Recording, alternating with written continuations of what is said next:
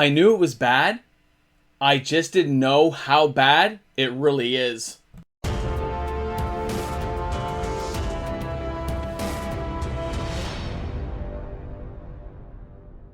Hi everyone, welcome back. I hope you're having a fantastic day today. You know, Magic the Gathering is coming up on 30 years. This game is getting old. And it started getting me thinking, and when I was looking at some old videos I'd done and some more recent videos, you realize that this game, the cards that we've been playing with, are different than other games. When I was collecting baseball cards or hockey cards in the early 90s, the late 80s, we knew they were going right into a little Profit sleeve, and we're going to keep these things aside inside our little cute little binders, and we're going to look at the cards and read the hockey player stats. That's what we did with them. I didn't flip them or put them in card spokes. I actually kept them in pretty good shape. That's all we could do with them. But Magic the Gathering was different. It was a collectible card game meant to be played. You shuffled, you played it like a playing card game. Like we were playing euchre, gin rummy, war, whatever you want to call it, we played with the cards. That means they were abused and used. We didn't have sleeves yet. Okay, things got tossed around. So finding any Magic card from the old days in decent playable condition is pretty hard to find. There were some people who had an idea. And that idea was to collect these cards and hold them. There were some players doing it, and they were usually adults. It wasn't us teenagers who played back then. We were trashing stuff left, right, and center. I remember sliding things across tables, flipping them in the air with the Chaos Orb or the Falling Star, playing with Ante. We did those things, and we did them with gusto. But that meant that a lot of these cards did not survive later in life into Magic's history. And the ones that did are beat up and worn.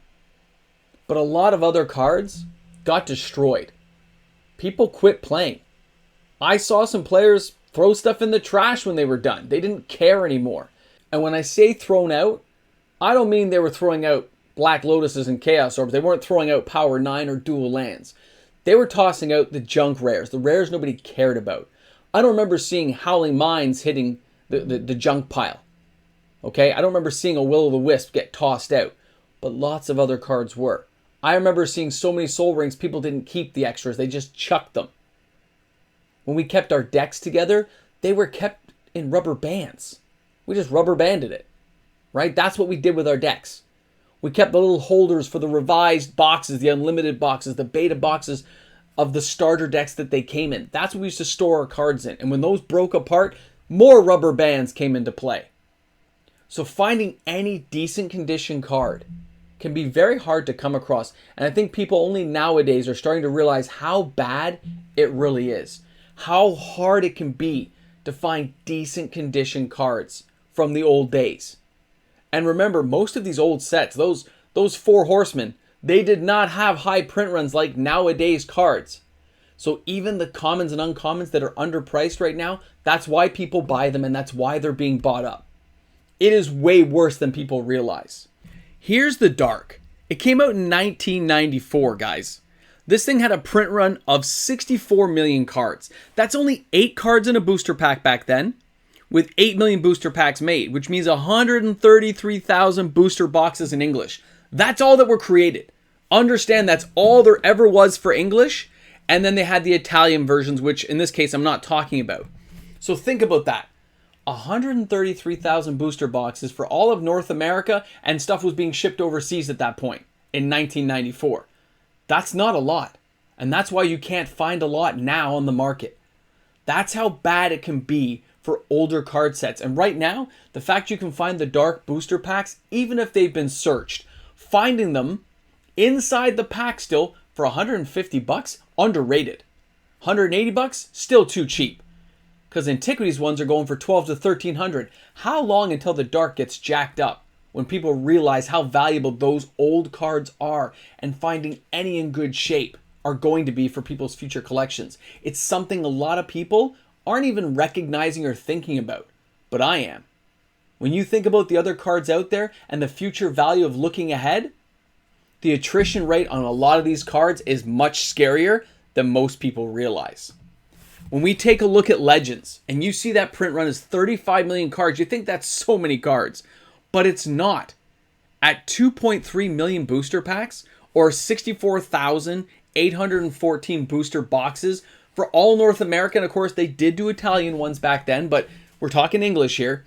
When you think about that, realize the attrition rate. Okay? A lot of people got to buy those. They were a lot of people. I mean, we had limits on our store. We're only allowed to buy a couple of packs, right? But a lot of players didn't keep playing. The Magic community has shrunk and grown, shrunk and grown. A lot of collections were thrown out. A lot of people just boxed it somewhere. And they're never coming back to market, because when these cards get found, most parents don't know and they chucked it out. Most grown adults don't think about when a house gets cleaned out, it gets thrown to landfill. They just see a box of cards. Really, how many do you think are left? Think of all the situations. Forget about fire and flood. Just think about negligence, people not caring, ambivalence toward a card game. Just saying, it's some card game my kid played and they chucked it 10, 15 years ago when they were cleaning up their kid's house. It can be something crazy to think about, but that's just how it happens. I know it happens. And again, these print runs are not big. These print runs are small. When you take a look at Antiquities, it only had 15 million cards printed. Guys, it only came in English. That means there was only 1,875,000 booster packs. That's only 234,375 booster boxes. That's all Antiquities ever had. It didn't get an Italian printing. That's it. So when you find a near mint, even a common near mint Antiquities card, it's old. It's coming up on 30 years. Even if it's not a great card, I'm holding on to mine for a reason. Finding any in decent shape is going to become harder and harder. The attrition rate on these things is massive. You ever notice that when somebody buys a couple of something, the price gets jacked up right away, even if it was a cheap card? Because there's not that many out there for anybody else to have. Isn't that what rarity and collecting is all about for a lot of people? And for some people, it's the financial swing of a card being worth a lot of money. When a card disappears, it immediately starts jacking up, mostly in old cards, because there's just not enough to go around. And if somebody new coming to the game finds a love for the game and wants to go back and start buying old cards, they realize, wow, there's not a lot here. I can just go to any store and find a questing beast. But trying to find an Antiquities Mishra's Workshop or a Mishra's Factory in decent shape, even a beat up one, is still $50, $60, $70. That's insane. But that's the way it is. And these old cards aren't coming back.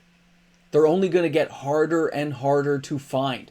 And that is what people don't want to talk about. I see it all the time because you don't see any videos on it anymore. People have passed over the topic.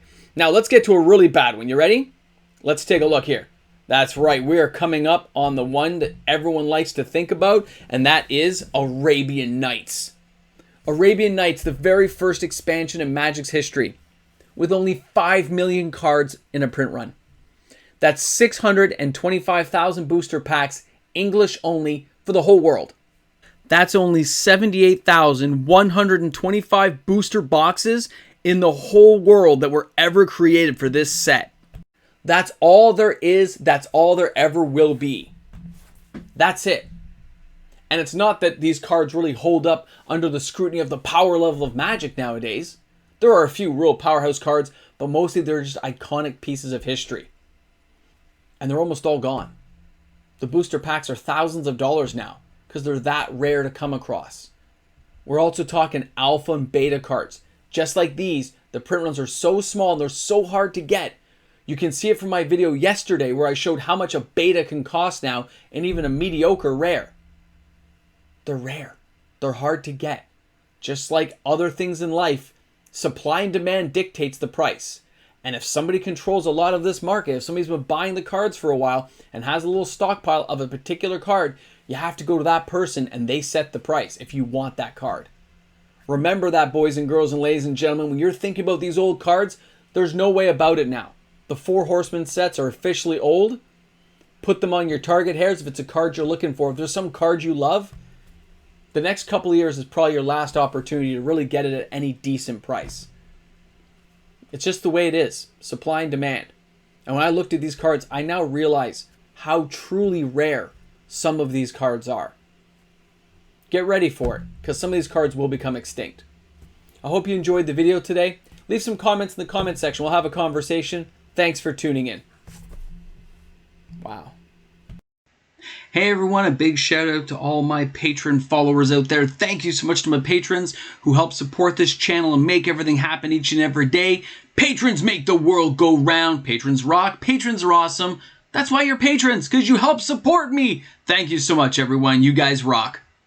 So you made it to the end of the video again, and you made it the other day when I told you to put Ash in the comment section, because people always wonder, why does he make us say these things? Well, sometimes you deserve a taste, something. So the people on this list are the ones who were eligible at the time I was doing things. So congratulations, and you'll have to figure things out. It's coming up. At the time of recording, these are the only people eligible from the comment section.